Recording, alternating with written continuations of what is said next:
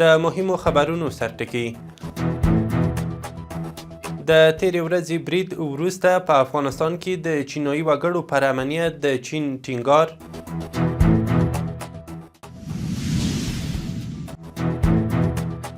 د افغانستان او ایران د بهرنیو چارو وزیرانو ټلیفوني خبرې.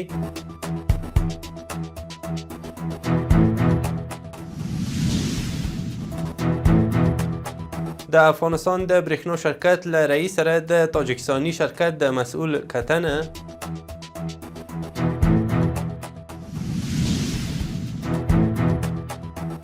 او د افغانستان او پاکستان د اړیکو په اړه د پاکستان د لومړي وزیر څرګندونې. د واک ټلویزیون درنو لیدونکو سلام، وخت مو بخیر. نن سه شنبه د مرحومې 13مه. اوس هم بشپړ خبرونه. د چین د بهرنیو چارو وزارت نن سه شنبه اعلان وکړ چې دغه هیواد د کابل د دوشنبه ورځې له خونړۍ چاودنې وروسته خپلې ژورې اندېښنې په بیړني ډول له افغانستان سره شریکې کړي دي. چین له افغانستان غوښتي چې د ټپیانو په درملنه کې له هیڅ ډول هڅو ډډه ونه کړي او د چینایي وګړو پروژو او بنسټونو د امنیت د تامین لپاره د لا اغېزمن ګامونه پورته کړي. پرون دوشنبه د کابل ښارنو په سیمه کې یوه چاودنه وشوه چې هدف یې د افغانانو او چینایي مسلمانانو یو ګډ رستورانت و. په دې پیښه کې 7 کسان چې پکې یو چینایي مسلمان وګړی هم شامل و ووژل شول او یو شمېر نور ټپیان شوي دي. د بهرنیو چارو وزیر مولوي امیرخان متقی او د ایران د بهرنیو چارو وزیر سید عباس عراقچي پر 2 اړخیزو اړیکو او سیمه ییزو پرمختګونو ټلیفوني خبرې کړې دي. د ایران د بهرنیو چارو وزارت په خپره کړې خبرپاڼه کې ویلي چې دواړو خواوو پر بېلابېلو برخو په ځانګړې توګه پر اقتصادي او سوداګریزو اړیکو بحث کړی دی. په خبرپاڼه کې راغلي چې د دواړو لوریو چارواکو د اقتصادي اړیکو پر پراخولو، سوداګرۍ او 2 اړخیزو همکاریو د زیاتولو پر لارو چارو خبرې کړي دي. د خبرپاڼې له مخې عراقچي د ترهګرۍ او بهرنۍ لاسوهنې پر وړاندې د ایران له خپلواکۍ او امنیت څخه پر دفاع ټینګار کړی دی. د دفاع وزارت لوی درستیز فصیح الدین فطرت د دوحې په نړیوال سمندري او دفاعي نندارتون او کنفرانس کې ګډون کړی دی. دفاع وزارت ویلي چې فطرت په دې نندارتون کې نندارې ته د ایښودل شویو پوځي تجهیزاتو او وسایلو لیدنه کړې ده. د دوحې نړیوال سمندري او دفاعي نندارتون او کنفرانس د قطر د امیر تمیم بن حمد الثاني په ملاتړ وړ مورز په دوحه کې پرانیستل شو چې 2 ورځې به نور هم دوام وکړي. د افغانستان برېښنا شرکت اجرایوي رئیس ملا عبدالحق همکار د تاجکستان پانګوال شرکت له مسؤل سره د برېښنا اړوند برخو کې د پانګونې په اړه خبرې کړې دي. برېښنا شرکت ویلي چې یادو پانګوالو د نوې کیدونکې برېښنا او برېښنا ویش تاسیساتو جوړونې په برخو کې پانګونې ته لیوالتیا ښودلې. دغه راز دې کتنه کې د افغانستان برېښنا شرکت اجرایوي رئیس یادو پانګوالو ته د بشپړ ملاتړ ډاډ ورکړی دی. د تخنیکي او مسلکي زده کړو د ادارې له لوري د مهارت او مسلک کنفرانس جوړ شو. د یادې ادارې رئیس مولوي غلام حیدر شاه احمد وویل چې د ځوانانو مسلکي روزنه د ټولنې پرمختګ او اقتصادي ځان بسیاینې سبب کیږي او موخه یې دا ده چې ځوانان د کار بازار ته چمتو شي. نوموړي زیاته کړه چې د کنفرانس له لارې غواړي د دولتي او خصوصي سکتور پاملرنه مسلکي روزل شویو ځوانانو ګمارنې ته راواړوي.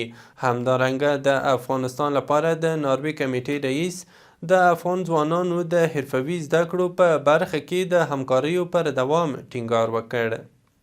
د افغانستان د سوداګرۍ او پانګونې خونې یعنی ACCI مشر د درملو واردونکو اتحادیې له مشر او غړو سره وکتل. کتنه کې د درملو واردونکو ستونزې او وړاندیزونه وڅېړل شول چې پکې د بدیلو وارداتي لارو موندل او په هیواد دننه د درملو د تولید لپاره د ګډې پانګونې پر امکان هم خبرې وشوې. د بدخشان د عامې روغتیا ریاست وایي چې په تیرو 11 میاشتو کې په دغه ولایت کې شاوخوا 14,000 ماشومان پر خوارځواکۍ اخته شوي دي چې له دې ډلې تر 80 زیاتو یې خپل ژوند له لاسه ورکړی دی.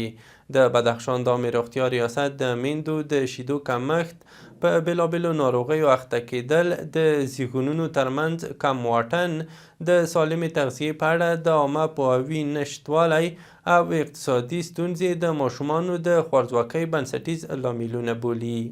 د ملګرو ملتونو کارپوهانو ویلي هیوادونه باید د بشري ضد جرمونو د مخنیوي او سزا په نوي نړیوال تړون کې د افغان ښځو معناداره ګډون تضمین کړي.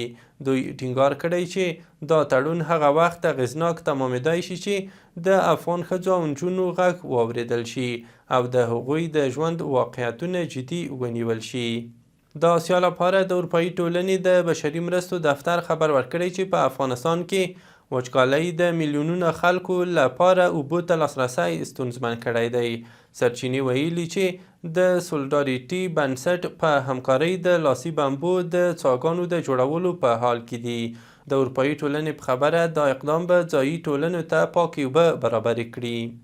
د معیار او کیفیت ادارې له لوري 401 ټنه بې کیفیته وارداتي ودانیز توکي بیرته ګرځول شوي دي.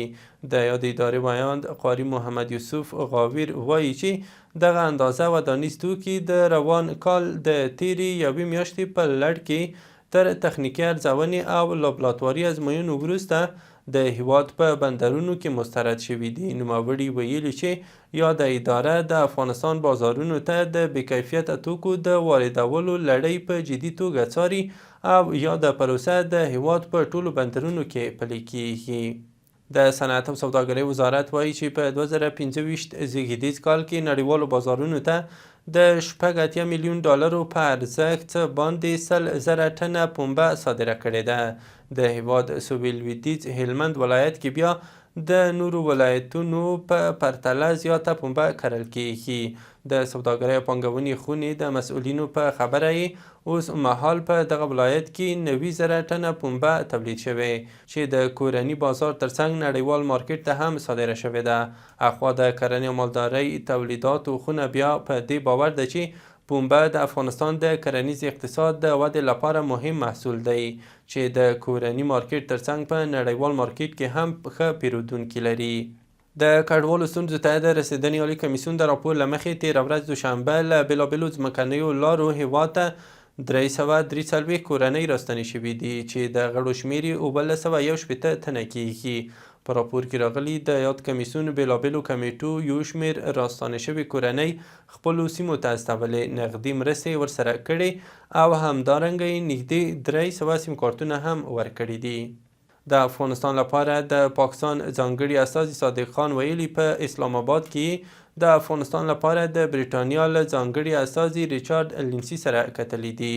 هغه زیاته کړي چې دواړو لورو د سیمې او وروستیو امنیتي بدلونونو او پراخو امنیتي ننګونو په اړه هم نظرونه تبادله کړي دي او د ګډو اندېښنو د هواري او د سیمه ییز ټیکاو د ټینګښت لپاره یې پر دوامداره همکارۍ او همغږۍ ټینګار کړی دی. د کراچۍ بندر د وروستیو لګیدنې د جزئیاتو په تړاو د افغانستان اسلامي امارت سوداګریز اتشې آقا امیر فاروقي د افغان ترانزیت سوداګرو په ملتیا د کیت مسؤل امیر عزیز سره کتلي دي. کتنه کې د اورلګیدنې د لامل د اغیزمنو کانټینرونو شمیر او د ری ایکسپورټ یعنې بیرته صادروونکو توکو د لګښتونو د معافیت موضوعات څیړل شوي دي. د بندر مسؤل ویلي د لومړنیو معلوماتو له مخې شاوخوا 23 افغان او پاکستاني کانټینرونه اغیزمن شوي او پلټنې لا روانې دي. هغه د سوداګرو پر مالي زیان د خواشینۍ ترڅنګ د ممکنه همکارۍ ډاډ هم ورکړی دی. د پاکستان لومړي وزیر شهباز شریف خیبر پښتونخوا له مشرانو سره په یوه غونډه کې ویلي له افغان لوري سره څو ځله کتنې او غونډې شوي دي خو د پاکستان د اندېښنو پر حل هوکړې ته نه دي رسېدلي. هغه ټینګار کړی چې خیبر پښتونخوا کې د تلپاتې سولې ټینګښت د خیبر پښتونخوا د ستراتیژیک ارزښت له امله دی او پرله پسې امنیتي ننګونې مخنیوی نشي کولای. وروستی خبر مو هم دا چې هند له متحده عربي اماراتو سره د 3 میلیارده ډالرو په ارزښت د طبیعي مایع ګاز د پیرلو تړون لاسلیک کړ. هندي رسنیو ویلي چې دغه تړون نوي ډیلي ته د متحده عربي اماراتو د دولت رئیس شیخ محمد بن زاید ال نهیان د سفر او د هند له لومړي وزیر نریندرا مودي سره د لیدنې پر مهال لاسلیک شو. په دې راپور کې راغلي چې د دغه تړون له مخې به د متحده عربي اماراتو دولتي شرکت ادنوک ګاز د 10 کلونو مودې لپاره هر کال د هندوستان پټرولیم شرکت ته 0.5 میلیونه ټنه مایع ګاز ورکوي. له ملتیا مو مننه. وروستي خبرونه مو همدومره وو.